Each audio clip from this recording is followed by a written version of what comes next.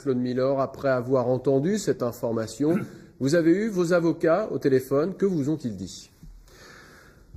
Au niveau du droit allemand, le tribunal se serait prononcé sur une forme de préméditation qui ne pouvait pas être tenue à l'encontre de Werner Christukat, qui a été inculpé suite à une procédure menée par le procureur de Dortmund depuis déjà plusieurs mois, presque 2 ans. C'est une instruction relativement lourde.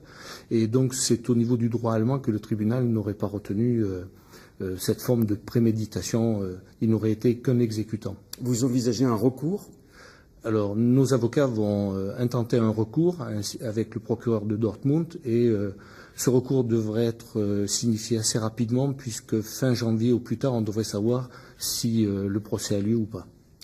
Dans quel état d'esprit est-ce que vous êtes ce matin ?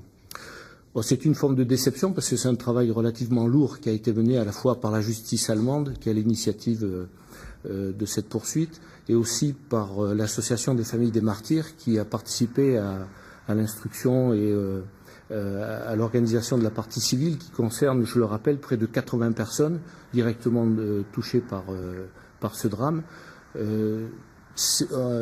Du procès, on en attend la vérité, une forme de justice et traduire devant les tribunaux quelqu'un qui a participé au massacre, qui n'est pas du tout nié, et de juger quelqu'un qui a commis un tel drame. Mais justement, aujourd'hui, est-ce qu'on n'est pas là en train de voir s'éloigner la perspective d'un éventuel procès ?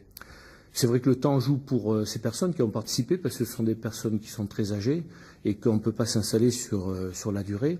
Mais il n'y a pas de prescription en Allemagne pour les crimes de guerre. On peut toujours espérer que le procès aura lieu et que la vérité soit établie et que ces personnes disent ce qu'ils ont vu et ce qu'ils ont fait. Merci Claude Milor d'être venu sur ce plateau nous livrer votre réaction donc à cette information. Je rappelle que vous êtes le président de l'association des familles martyrs d'Oradour.